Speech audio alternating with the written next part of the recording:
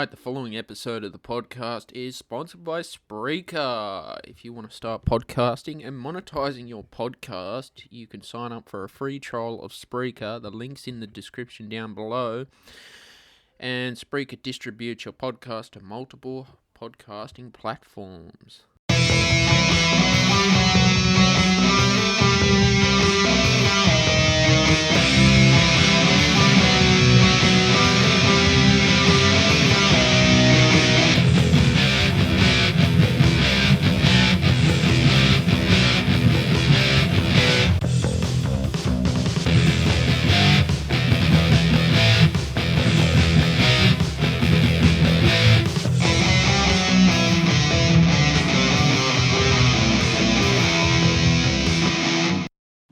Yeah. So how you noticed I was drinking beer before we started today's show. I thought I'd do something. I got a light beer today. I haven't had beer for a while.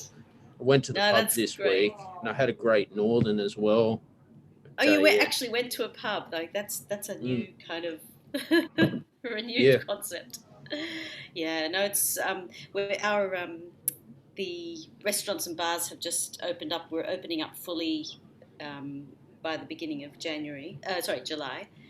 And I was just saying the beer thing in Australia. I just know beer, but in Austria, it's just like in Germany, like Oktoberfest, and they're just grabbing these massive jugs of beer and they're just passing them around in the beer gardens.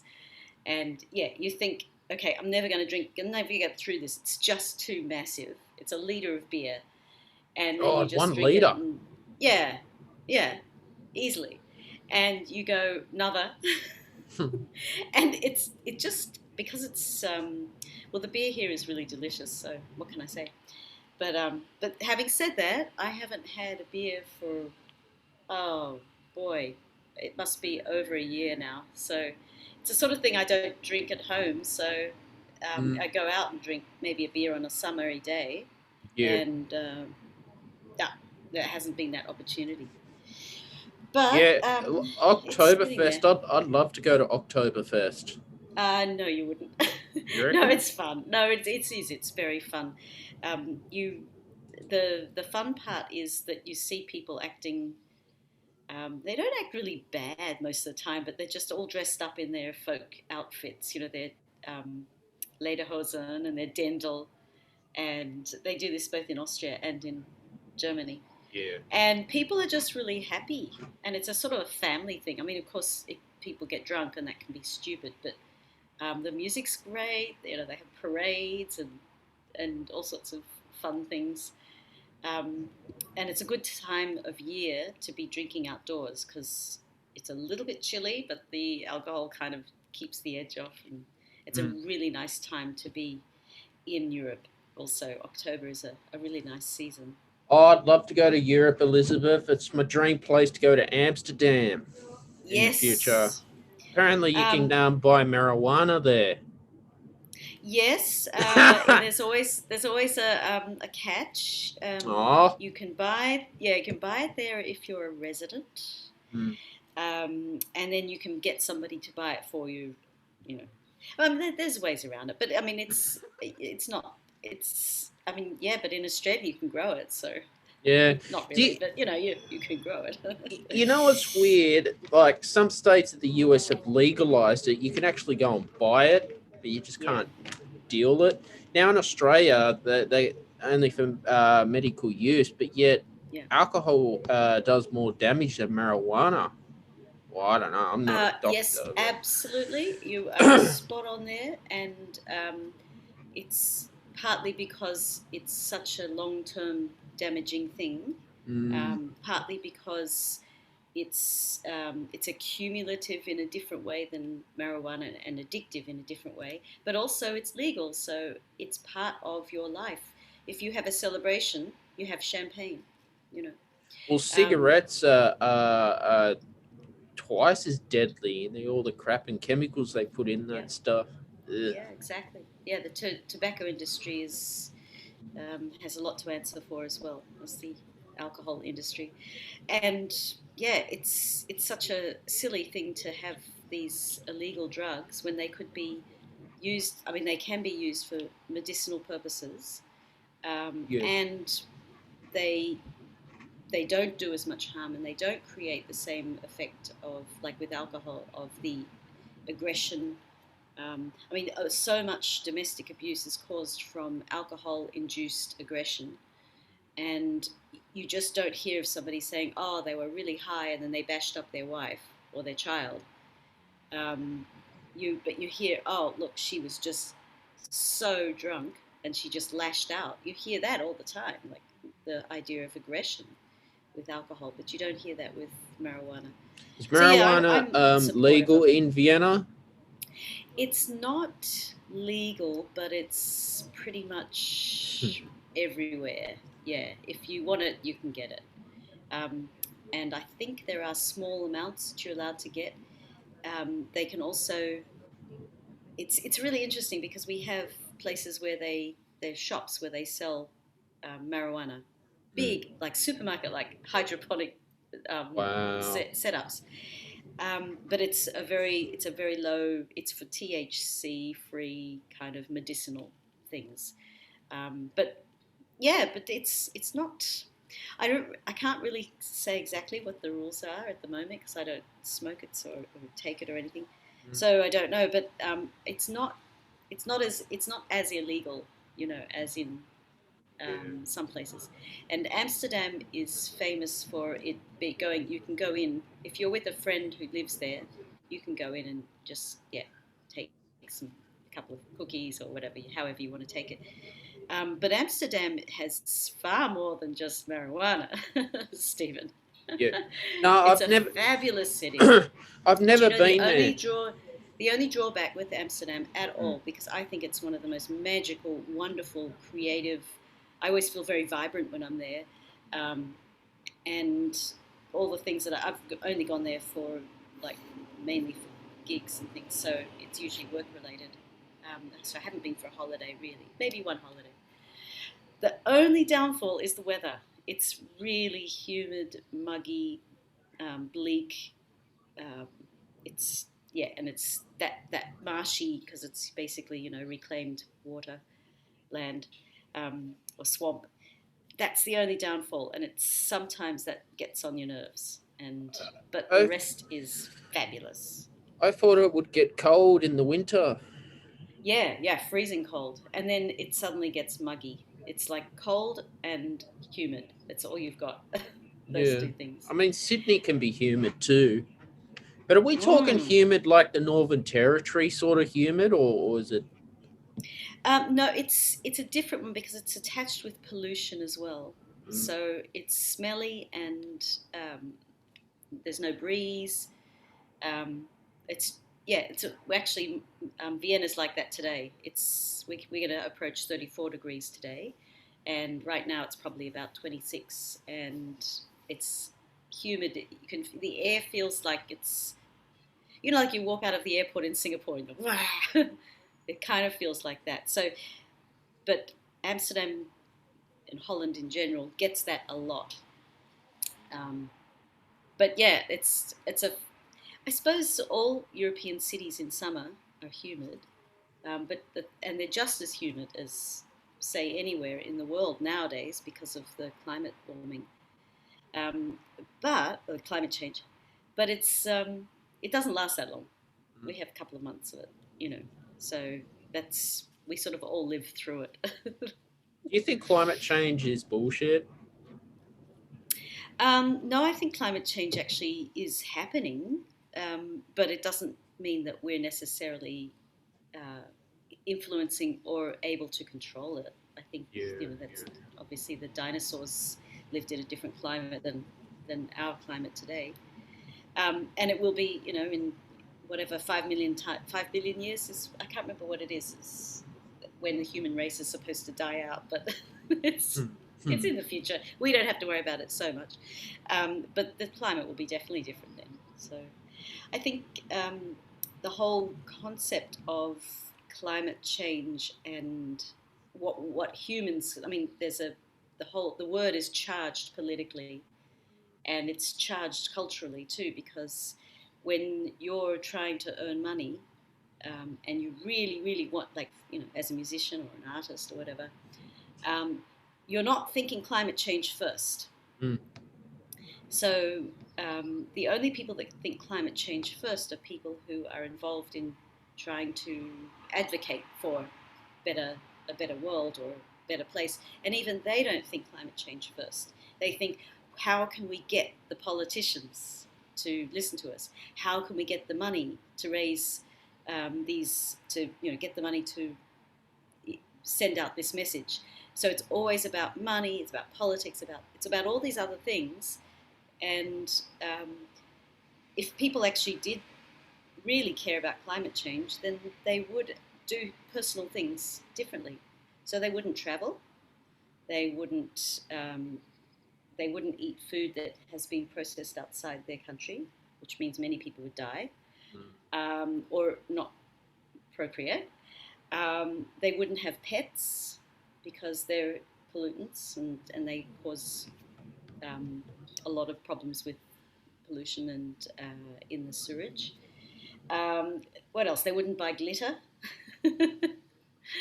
um, and all the new technology is using up so much electricity. Um, this so-called paper-free society is using an enormous amount of energy, and that energy comes from burning coal or burning, fossil fuels. Um, yeah, and we'd all have a different way of life if we really, really thought that it was going to make a difference in the world. Elizabeth, how do you feel about the paper-free society? Well, it's an interesting one because I've always liked the look and feel of paper, and as an artist, I love it. And as a composing notes and things, that looking at a blank page and then writing on it, the physical act, to me, I find is part of the creative process. So now, using a screen, you go onto Finale or you go onto your photo kind of or graphic design program, and it's a totally different experience. And I think that part of it is, in some ways, it's funny because that can be very quick. You can do so much quicker. You don't have to hand write things out. But in the end, what do? You print out the page to see if you've really got it right. I mean, Oh, I you don't know got whether you do that, but I print oh, it out just to make sometime. sure. But as experience goes on, I can just do it on the computer, and I can tell if it's right or not with my Dorico software. But you got Yes. people whinging about the whole paper-free society, and yet Mm. electricity. I don't know. I stay out of it. Like, you heard of that Al Gore? Yes. Yeah, he did a TED talk on climate change, and he Yeah. was on South Park quite a fair bit too. Yeah. Yeah. Exactly. Yeah. Mm. He was one of the founders of or not founders, but one of the people who really wanted to push um, the internet as well. I Yeah, think, wasn't he one? Yeah. So you can't have it both ways. and there was that. The way I see it, though, I think is Yeah, that the biggest problem we have is that the the level of care in society is basically at ground zero. You, mm, most people couldn't care less, and they care about the minutiae of their own little world at the moment. Um, and it's not that I'm not blaming people for not caring. It's that the society is set up for us not to care. of So course, everything we Elizabeth. do is set up for what's going to, as Flaubert said, Yeah. all work is about flattering people's illusions or Well, it something. is. We've become a society where you got to have the latest flashy car and Mm. sport car, but I'm over that. I want to get close to my spirit guide and the universe. And And who is your spirit guide? it's like a wolf. I see this white wolf. Ah, I okay, go cool. and visualize it, and it's just peace. I'd rather give my money Yeah, to my meditation teachers on Insight Timer. I don't know. I feel yeah. I better. think there is definitely there's a fine line between nihilism and um, that point where you just say, right, I'm all just for me, like narcissism. There's actually a fine line there, And it's very hard to even not sink into one of those positions where it's just all about me or I don't care about anybody else. They're kind of subtly the same thing, but subtly different, I should say. And it's really hard. I think what is really, for me as an artist and a musician, is to find myself what is important and keep reviewing that and keep learning from that, feeding into it, expressing it, and then connecting to others. To me, that sort of process is really important. There has to be, for me, some sort of message, some sort of way of conveying it authentically, some sort of part of me that I'm still searching, some sort of connection with other people that we have a common ground, Yeah. and we have a creative way to look at conflict. Um, and that's exhausting. I don't know if you've ever had the experience where you may have experienced bouts of depression or something. I Yeah. know I have, of course, like most musicians and artists have, but and I've sort of gone, okay, well, what can I do? I'm feeling a little depressed. I might just go online and check up some psychological or medical I website. And every time you go there, you go, oh my gosh, no, just more things to do. Because I go, 10 things to do to alleviate yeah. depression. It's like, more doing? Do I have to keep doing? Can't I just be? I know I suffer mild depression too, but I stay away from the websites because there's a lot of crap on there. Yeah, I used to find going absolutely. to a psychologist would just confuse me, even if they You had a have to find the right one. Sometimes it's really hard, and it's Dr. very Phil. hard to find. Yeah, yeah. Mm. It's fine. Sometimes it's hard to find a somebody who can help you without an agenda. Well, I'll tell you They really something. have to be beyond the agenda issues. I They ha- shouldn't have to tell yeah. you what to do. See, I'm someone who likes to be told, like have guidance. For instance, I had a psychologist was putting me down for my dating profile. Oh, Yeah, because he said, "Oh, I look too childish," and yeah, the girls wouldn't like that. oh dear. So I thought you can get I stuff. don't have no comment. I can't think why that would be like there's so much there I can't even begin to Oh, talk about. It's like why would they comment? Did you invite them to comment oh, of course. on it or Oh, he oh could have okay been just bullshitting me. yeah So I've learned but not to take that personally. yeah absolutely No, no I but think like dating apps too, because I'm on them. I'm just finding I'm not getting anything with them, and they're just a business. And there's spamming yeah going on eHarmony, and they advertise on TV, say we're going to find you somewhere. Well, I'm on it, and I just get yeah spam. yeah yeah no you're I'm probably fed barking up the up. wrong tree. I'm from other end of the perspective. My Mm, husband and I just celebrated our 29th anniversary awesome. yesterday, Yeah. and we were trying to work out how young we were when we got married. It was really young. I mean, just like in our 20s, early 20s, and um, there there's I think the only real way to meet people is actually to meet them and Yeah. not even set up a meeting but have a meeting that is maybe spontaneous or something. But having said that, when uh, when I was in America studying Michigan State, we kind of got set up as a partnership, and I was in an office with the teacher who's a um, wonderful friend and composer and fabulous photographer, Mark Sullivan. And we were talking about something that I had to do and blah blah. And then he yelled out the window to my future husband, "Black it on!" And he yelled out. And it was really unusual. He didn't normally do that. And my husband John was like, "What?" And he walked in and he said, come here, I need to talk to you." And all he was doing was saying, "This is Elisabeth, she's a fantastic clarinetist, you might want to do some composition for her."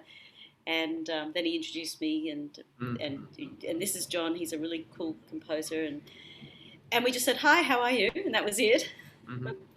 And then we started having a conversation, and I think we both were very not wanting to get into a relationship. We both were tired of what had gone on. We'd had a few breakdowns and breakups and whatever you want to call them, and we were just like, we were over it, and we're just like, and both of us said, "No, I'm not interested. I'm not interested." And then my sister then said, "Oh, what about this guy you're talking to? Why don't you get together?" And she sort of again pushed us together. And although we were talking, we hadn't really got together. And so over a couple of weeks, we sort of talked. And then one day, my sister invited him to my birthday party. She gave me a surprise birthday party, Awesome. um, and he walked in, and somebody had come in and said, "Oh, look, it took me an hour to get here because I got lost and the directions weren't clear." And I said, "Oh, I'm so sorry. Yes, because it wasn't my home; it was a different person." And they said, "Oh," and I said, "Oh, I'm so sorry." I gave him a hug. And then John went, "Well, look, it took us an hour to get here too because we got lost. I think I should get a hug." And so I gave him a hug, and he said, "Marry me." Wow. Awesome. And then I said, "When?" And we both said at the same time, we said autumn, and he said fall, I said autumn. Mm. And then a year later we were married. Wow. Good on you. So, so I think I suppose having told you our part of that life story, I think the important thing is not to search, but to be available for opportunities. And I think this looking for someone, it's really hard. Oh God, yeah. That dating apps are doing that because they make money Yeah. out of it. And then If you have to pay, then I would stay away. Exactly. No, just letting you know. There are other places. Yeah, no, it's cool. But having it said that, all of that as well. Yeah. My cousin went on a mission. She was saying, I want to marry someone who's wealthy, Yeah. and he has this and that, and she had a list, and she put herself on all the dating websites. Mm. She found a man. She's thrilled with him. They have 2 kids. They've lived happily ever after. I mean, and it took her a matter of maybe, I don't know, a year, 2 years maybe, to find the right person. And she's completely happy. And so it can happen. It's perfectly possible because any connection that you make with anybody can be anywhere, anytime. But the problem is the spamming. I mean, you get spam in your email anyway, like just unsolicited. So if you're on an app that invites people to email you or sends you messages, you're inviting spam as well, in a sense. So yeah, and it's really hard. I think dating during the pandemic has been a really hard thing to do too. That's obviously difficult. Well, maybe I'm not suited for dating apps, and that's fine. I'll Yeah, move on. Who yeah. cares? There are other ways. There are joining groups with similar interests can be a way. Um, and I think, yeah, just being open to an opportunity is probably a better state of mind than to be seeking. I'm not giving you dating advice, but I just think from what I've noticed, it seems that they are pretty scammy. And yeah, I mean, unless you're looking for something really specific, I think there are some dating sites that you pay to be very much. It's very vetted, so you have very strict filters. But I think you pay for that a lot. So Spiritual singles was advised to me. I've started. I like that. yep, you can find a specific interest in what you're on about. Yeah, Yeah. definitely. But yeah, no, good luck. Yeah. But I think as things open up more too, I know in Melbourne they opened back up again from the lockdown that they had recently, and then Sydney's gone waving in between. But I think Australia in general has done really well. What about Vienna? Are So you still in a lockdown? Or no, you're we're coming out? just starting to come out of it fully, not God. completely full, but yeah. We have 52% of the people partially, at least partially vaccinated. Our cases are per day are 200 per 100,000. Oh, that's a So lot. yeah, but that's gone down from Far out. 1,300. You know, if we get an outbreak of 4, they already start putting restrictions in like Sydney, like Yeah, got to wear a mask on a yeah. public transport. Those Now masks, this, I know it's crazy. You've got like one person and woo, but are so uncomfortable. They fall off when I'm talking. I'd rather just buy a P2 from the hardware yeah, store. yeah. The FFP2s they are pretty good. They stay on. Yeah, We're actually required to wear those at work and indoors. That's going to be lifted in July. these ones are just crap. No, no, no, they don't even work. No, they're just for getting when you're doing your laundry and you don't want to smell the bleach. Um, Yeah. You buy them no, from we the use $2 shop. yeah, no, these, that's right, exactly. We use these. These are the FFP2 um, with the thing Yeah. inside there, I've had them too, and but they fall off. I don't know. It could be my face is small. yeah, you need the adjustable things. Yeah. Yeah, but also cloth masks are good too if you get the right Mm. ones. I have a couple of cloth masks and I designed a few for a one of those online stores with some of my art on it, which is really cool. And they're really comfortable, and they have 2 layers, so that you've got 2 light layers. They're very protective. If you even put a third layer of filter in the middle, which you can, in and out remove. And I actually wear it, my cloth mask, just riding my bike. Because if I'm riding along a highway or busy road, I'm not getting as many fumes. And I've found that has really, really helped if I'm coughing or I get skin, dermatitis or something. Mm. And I just find I don't think I'm ever going to go back to not wearing a mask in public transport. It makes so much sense, and we've had zero influenza and so few colds, and people are just in general healthy. So it must be working in that department, even if it's not working to necessarily Well, eradicate COVID. funny enough about this coronavirus, I was reading a journal book from the Great Courses Plus on infectious diseases, and this was Hmm. written about 3-4 years ago.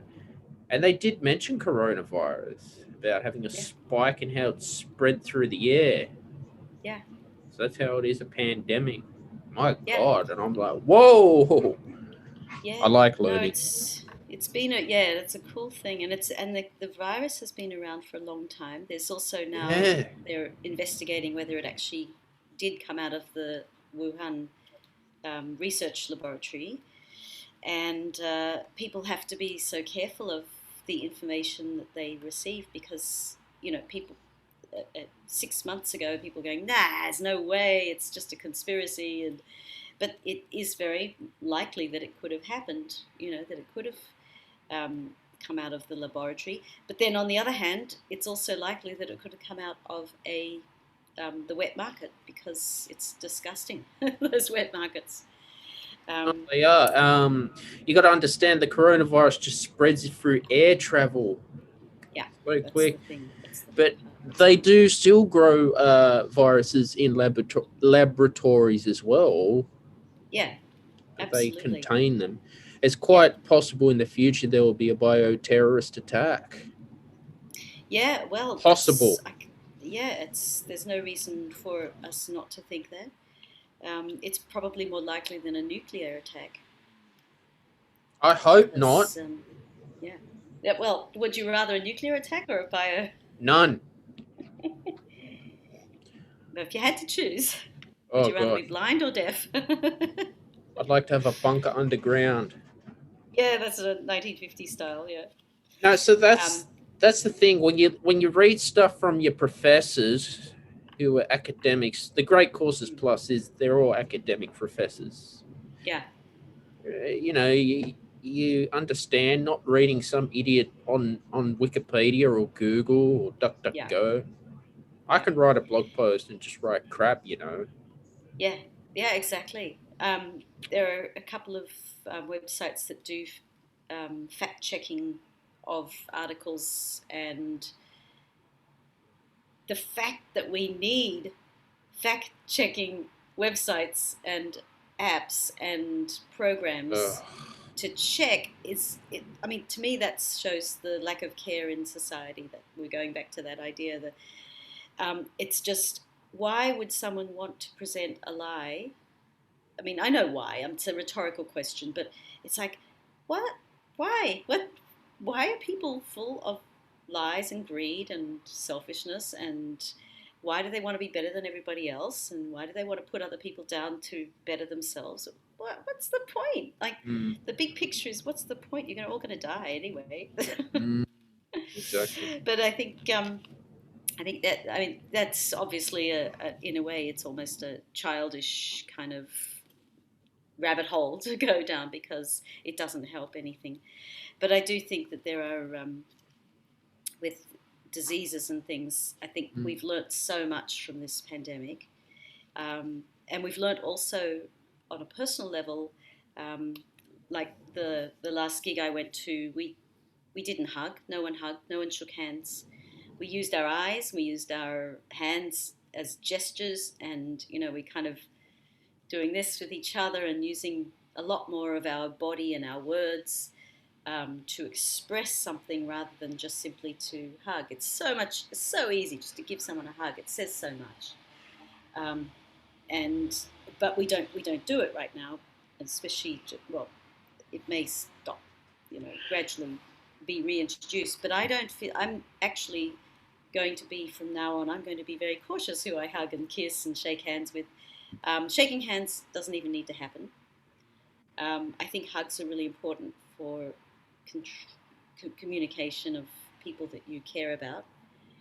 So it can be reserved for your close friends and family, and everything else can be done in words and gestures and action. If somebody needs your help, um, to give them a hug and a kiss and say, "Oh, they're there."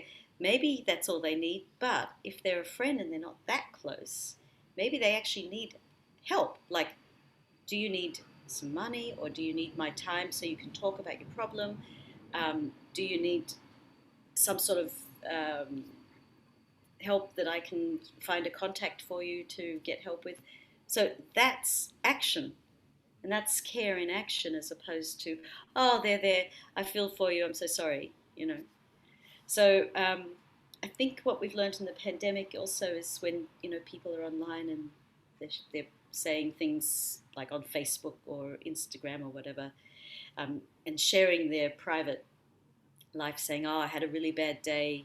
This, that, and this happened," and everyone just like clicks, sad, or sad face, or I hate hug that. or whatever.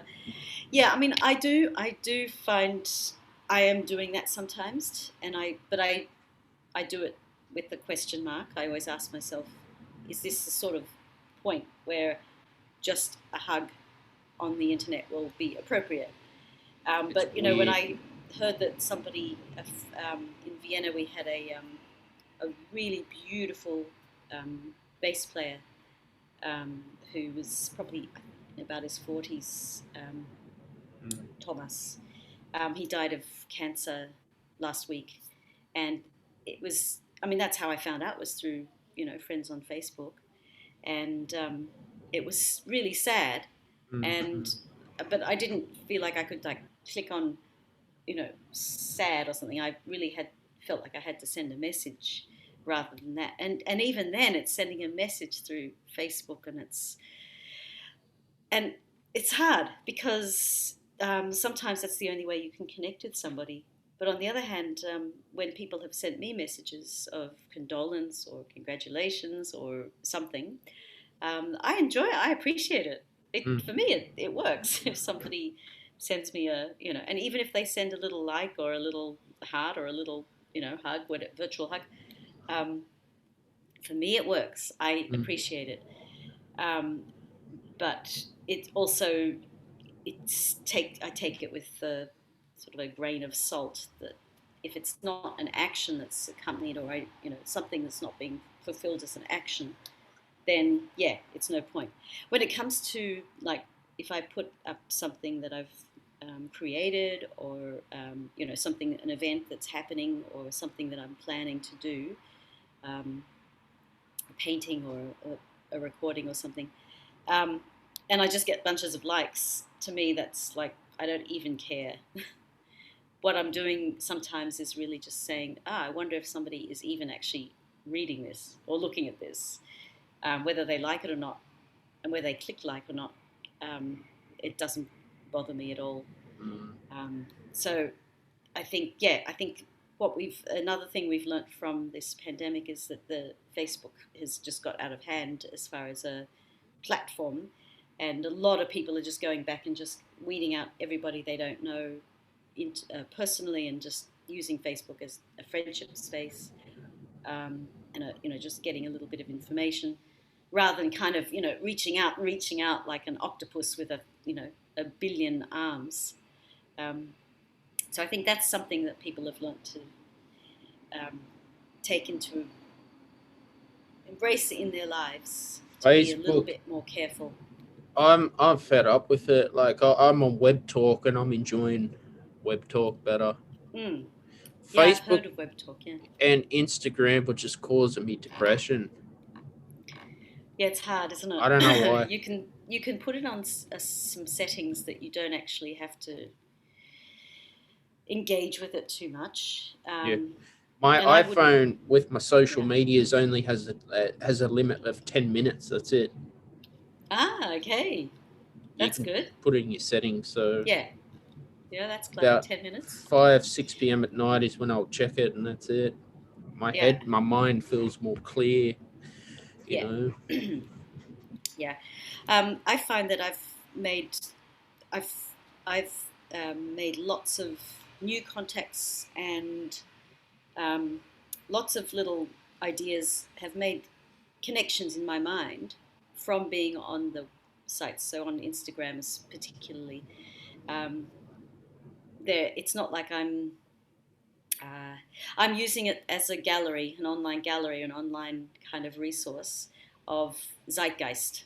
So what's happening right now, I find that really interesting, and I'm what I've decided to do with it is to embrace it as the medium has been presented. So it's a quick flip through what's happening in the world from the perspective of my interests, and I'll go, okay, yeah, go for it. So I won't obsess with it, or obsess on it, or take it as like, this is the answer, or this is the main goal in life. But it's kind of like flipping through a magazine that I subscribe to, um, and sometimes things come up that are very, very specific to me. For instance, there was a group called Montana Mouthfuls. It's a magazine, quarterly magazine, and they do really good quality magazines and really good quality art and texts. So the art accompanies the stories, and I found this group, and I submitted some of my artwork, and they put it in their latest magazine, and it looks fabulous, and the stories are wonderful, really good quality, beautiful writing. The images look wonderful. It looks absolutely beautiful, and I wouldn't have discovered that if I hadn't been on Facebook or Instagram. It's a very niche little magazine, a literary magazine coming out of Montana. Who Mm. would have thought? Mm. And it's such good quality. It's one of the best qualities I've ever seen, and my art looks in it looks stunning, and they've done it so well. There are no typos. Everything's done the way they said it would be done. It looks fabulous. I haven't got an actual copy, but the digital copy looks absolutely fantastic on a big screen. And it's, you know, that sort of thing, those sort of connections, because you can focus in on your interests, very specific interests. You can actually get a lot out of it. But yeah, as far as general putting yourself out there saying, hey, here I am, do you want to, you know, make give me lots of attention, it doesn't really work like that. So I use it in the spirit that it's offering me, I'll take it. And but there are a lot of people who have the feeling if they go and look through Facebook or Instagram, they get that feeling of, oh, everyone's life is better and more active and more fun and more enjoyable, more satisfying than mine. And that's a really hard thing to overcome, except for just like, don't look, just don't look at it. Because it does look like everyone puts their best foot forward when they post things, and so it's like, look at all these wonderful things that are happening to me today. And it's like, Exactly. oh, all I got today was like, oh, go to work, come home too tired to do any more, go to bed. So yeah, so I think sometimes it's good just to kind of ignore it, you know, and do your own thing. Well, that's exactly right. You got to have balance in your life, Yeah, Yeah, maybe I'm just not suited for Instagram and Facebook and Snapchat and TikTok and oh my god. yeah, I'll stick yeah. to Web Talk where my audience is. I've already got 300 followers already. So, well, Yeah, that's great. Yeah, see, maybe they're the people that are more interested in being specific rather than just like a general flipping through of ideas. I But tried yeah, LinkedIn, but if you're a CEO, that you're more suited for LinkedIn. yeah, I don't. It's funny. I don't like the feel of LinkedIn. It's a little bit. I don't know. It seems like it's putting on the face as if it were a professional, and it's all about your career and your profession and your, you know, this. But it really is just Facebook. I mean, it doesn't. No, I don't know people who've maybe in the corporate world of finance and insurance and banking and, you know, industry, in those industries, maybe there is a valuable quality about LinkedIn. But from a musician's point of view, I mean, I've got a lot of musicians who I'm linked with. We never connect. They never reach out to me. I don't reach out to them. Um, they never see what I've posted. I never see what they've posted. Mm, I rarely go there, and um, it's like, why bother? You know. mm. So in some ways, I think it's, yeah, it is. It's very much suited for that corporate, and in fact, I think it's more a matter of, um, it's like everyone should do. Um, you know, if you're in the corporate world, everyone does the same thing. So everyone's on LinkedIn, everyone does this, and people can kind of check up on people, I suppose. If you're not sure and you've got a job interview, and they'll check your LinkedIn profile before they give the interview. And I find that's terrifying, really, to think that people are actually going onto your website or your profile to check whether you're an adequate person to interview for a job, instead of just meeting you, getting to know you from that one-to-one personal point of view. You might as well go Um, back to the old days of communication where you had a bird, you write your letter, with the feather, yeah, put on the bird like they do in Game of Thrones, and it flies. yeah, That's yeah, how it's exactly. anonymous.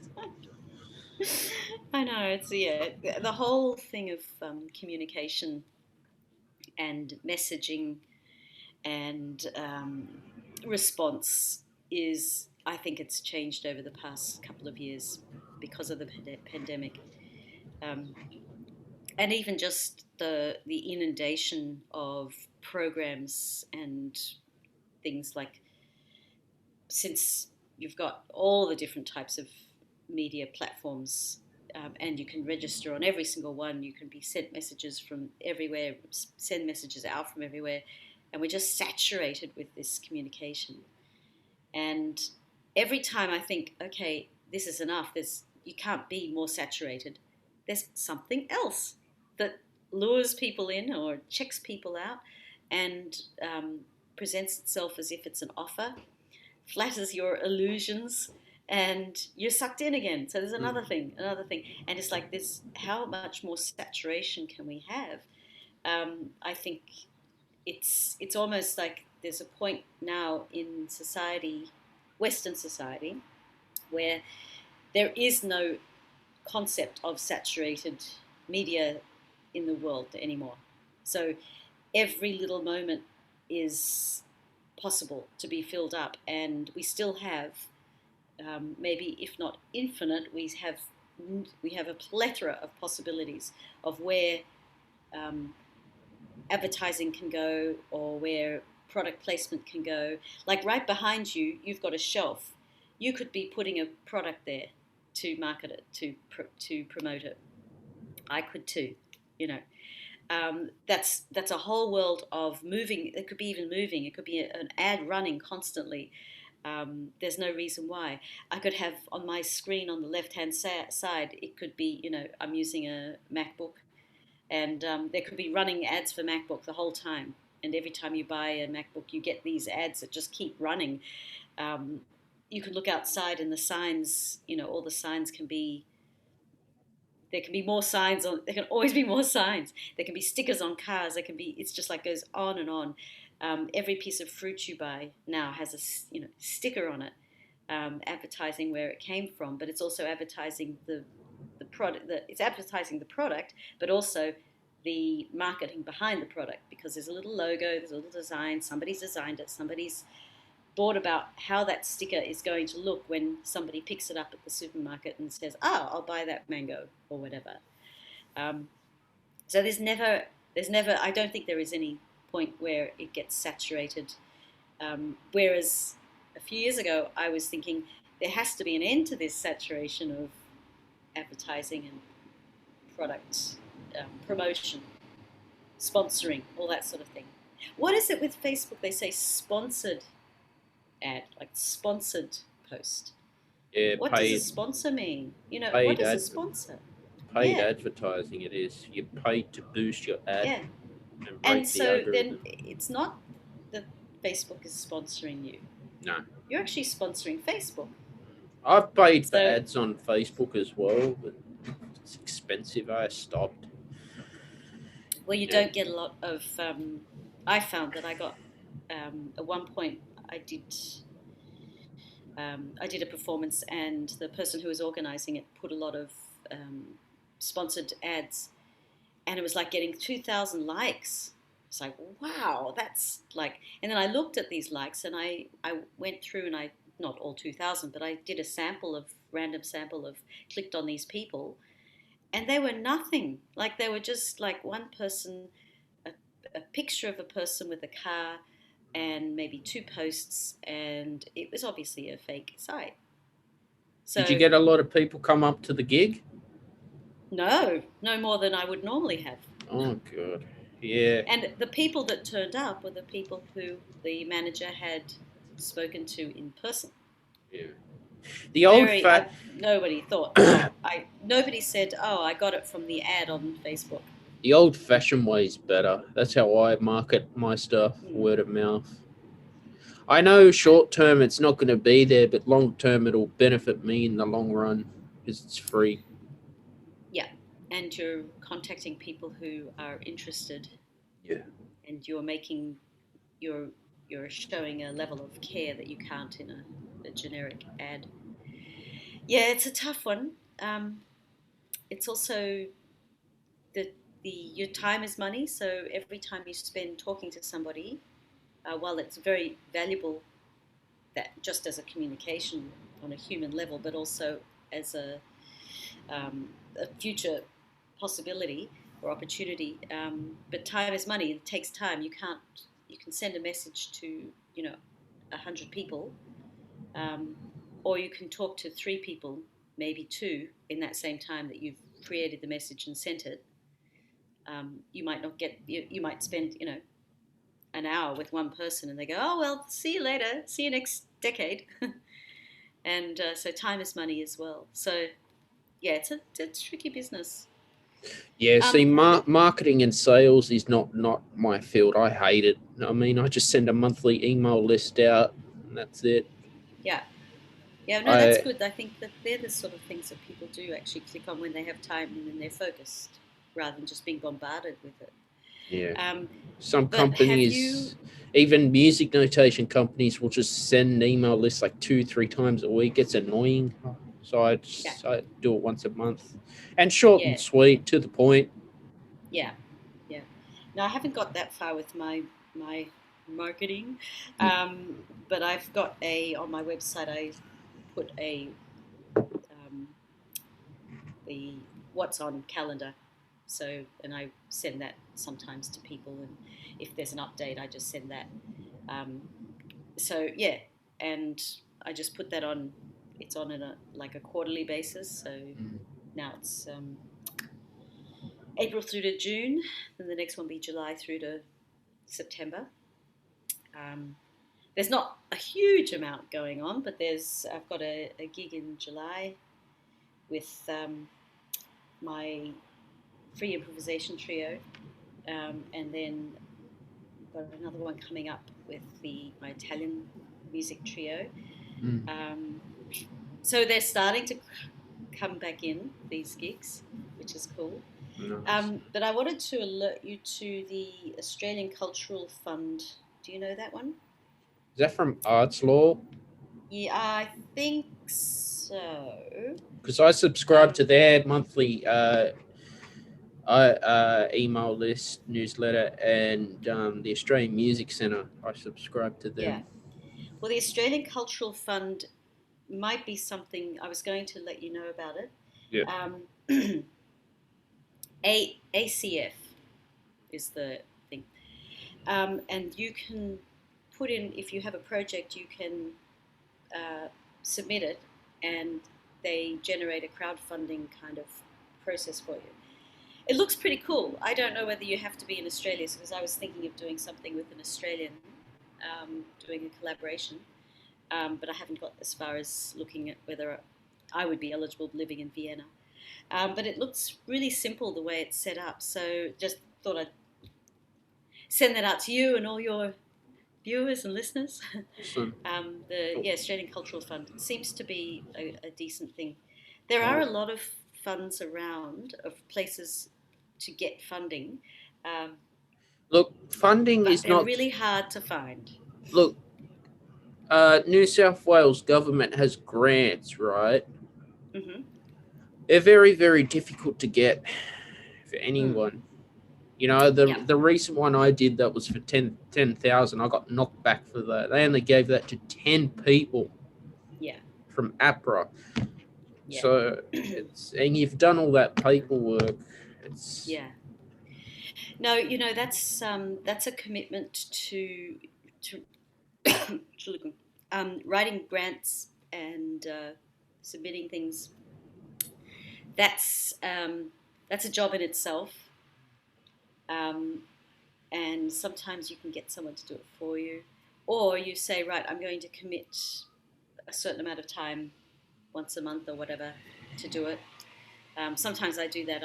I've got a list of funds that I and organisations and competitions, festivals, whatever, and I just go through and check. Okay, what's this weekend? What do I have time to do?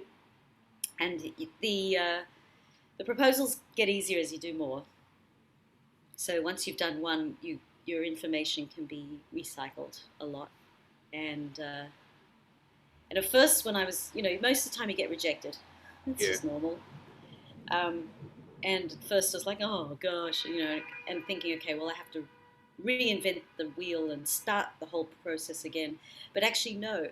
One grant, if you go for one thing, it may not actually be suitable for what you're proposing, and it may be suitable for something else. So you can actually almost put the same grant proposal into something else with a few adjustments. And so sometimes you can, you recycle, and you keeping track of recycling of your concepts and your ideas is actually really good for you to hone in what it is that you're doing. I found that the best way to write grants is to, in my mind, be very clear what I want out of the grant, and um, to the best of my ability, understand what they want me to provide, and to write it really simply and be very careful to avoid jargon, Yeah. and say be authentic and true, and because in case you get the grant, you don't want to be having to produce a lie. Yeah. So Exactly. being as true to yourself. I've found that the grants that I have, like this one I'm doing um, in October, it's I've been invited to uh, present a composition with sculpture, with large paper acoustic sculptures, I'm calling them, because they're going to be used to make sounds or enhance their sounds. And I just wrote exactly what I could have in my head imagine clearly as I could, and why it's important, and how it would be done. Just like very, very clear in my head what I wanted. I can see it in my mind's eye. I can hear it right now. And I just put that proposal in, and it was successful. And that is now something that I can say, right, if it does, which it will be done, if it's successful, then I've got that to build on for the next thing, and then work bigger and bigger. So I think, yeah, the important thing is to, like, really be true to yourself and keep pursuing that truth, rather than saying, oh, well, that didn't work, I'll try this angle. But just be consistently with yourself. The, the only thing that you've got is yourself. So it doesn't matter how wonderful your proposal is. If it's not you, then it's going to be, in the end, you'll come up a cropper, because you've got to produce something that's authentic, or you have to produce a lie and live with it. You know, Well, it's at least I've got a bio, which is pretty good. I wrote my bio myself.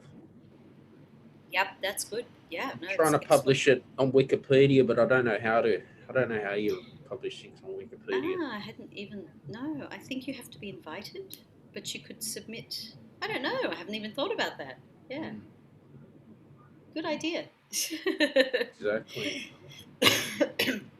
But there are a few people who write. Excuse me. And there are a few people who write really well, who write beautifully with bio kind of material, grant material.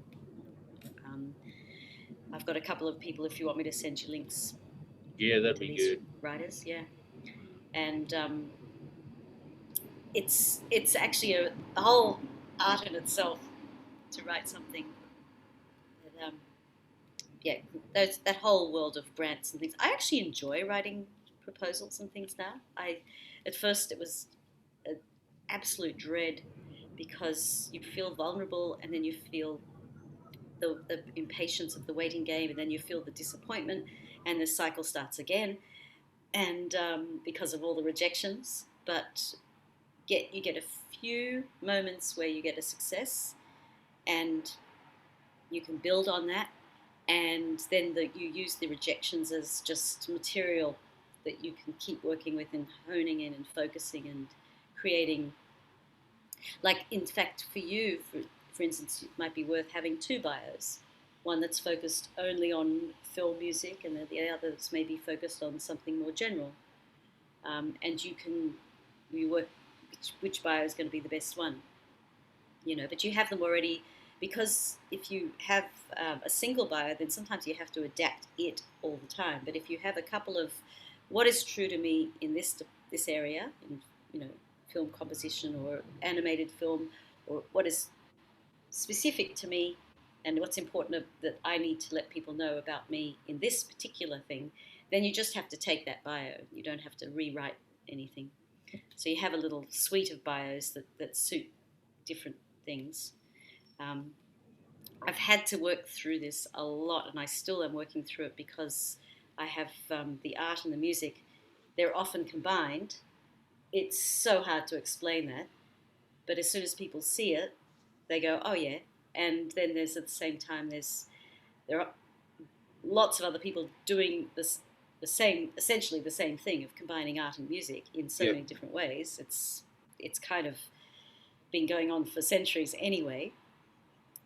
So, but sometimes I don't want to have it together, and I do want to focus on the art or just or on the music, and sometimes grants are directed in that way, only music or only art. So I have kind of three bios basically going: one that focuses on the art, one that focuses on the music, and the one that focuses on the integrative kind of multi-dimensional, multidisciplinary aspect.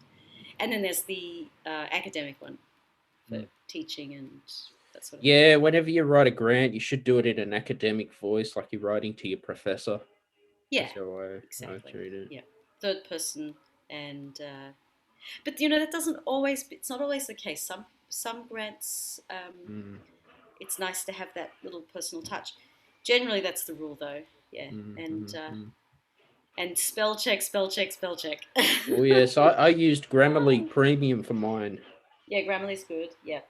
The problem is it's you still got to know how to write a punctuation. It's not quite there yet. Yeah, no, Grammarly's pretty good with punctuation, I find too. It's a Mm. bit over the top, like it's a bit strict or something, like with commas and things. It tends to want to tell you that you've done the wrong thing. But Just got to learn to trust it. yeah, I think. nah, good. It's Grammarly's good, and also reading other people's Mm. um, biographies and really reading them, not just reading the content and like what they've done and comparing to what you've done, but reading how they've presented it. Well, Um, and the other thing is that I find really interesting is when I look at, because I just take everything I can. I'm a bit of a magpie, I suppose, or bowerbird. Um, if I get an ad thrown at me, which is like almost every day on Facebook or whatever, yeah. I read the wording and I look at how they've put the words, where they put them visually, but also what is the message they're putting behind the words. How did they choose this way to set these words, or why did they choose these words in particular? How few words can I use? What can I do that might be present that if I want that message, or how can I think about those? There are sometimes, like for instance, fashion magazines have brilliant writers, um, and even online ads for things like sunglasses. Anything where it might be related to light or movement or culture or something, they can be, or even luxury sports goods or motor cars or holidays or something. Their writing is often so good. Mm. They hire good writers because these writers are the best. That's what they do. They write, and they are paid to do a good write up. Well, it's the same So thing with you the actually can get a lot out of that. newspapers as well. Mm, They always write a yeah, headline in a shorter period of time as well. But yeah.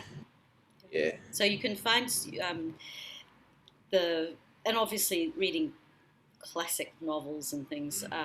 One thing I was just recently reading was going back to the to George Orwell, Down and Out in London and Paris, and I hadn't really appreciated the the the way he wrote about the subject of like the poverty in these two cities mm. until living in Vienna, and the whole stench of it and the whole pathetic and the supreme effort for such a tiny little thing to come through. Um, the humanity, the lack of humanity, um, just the general irksomeness. He has just captured it so well. You can smell it, you can see it, you can feel it, and so yeah, sometimes it's nice to revisit the very famous writers like Orwell and all those people. to get a really intense burst of beautiful language. But my go-to almost every month, it's on the coffee table right now, is Beckett. Mm. Just probably every month, there's something I've got his complete works. Well, I'm reading a book at the Plays. moment about the brief history of the samurais. Ah, okay. Yeah, I love Yeah, Japanese history. It's quite full on, actually. But that's like cool. when I'm reading it, it's from it'd be an academic book, so it's you're highly pointing out what's the important part and get my pencil and That's wow, cool. Yeah. And the samurai, it's a whole different world, isn't it? exactly. Yeah. So I'm going to have to leave now. Yeah, awesome show today, And Elisabeth. yeah, it was really cool, nice and chilled, and lots of things covered. Awesome. All right. Thank you for listening to the podcast today. Thank you to the sponsor, Spreaker. Don't forget to get your free trial of Spreaker. The link is in the description. Also, you can subscribe to my YouTube channel. You can follow me on Spotify as well. That would be good if you could do that. Also, if you like this podcast, share it on your social media. And tell your friends and family about the show, the Stephen Shiels radio show. Podcasts are out every Friday, so if you could subscribe, you get notified straight away of new podcasts. Bye for now.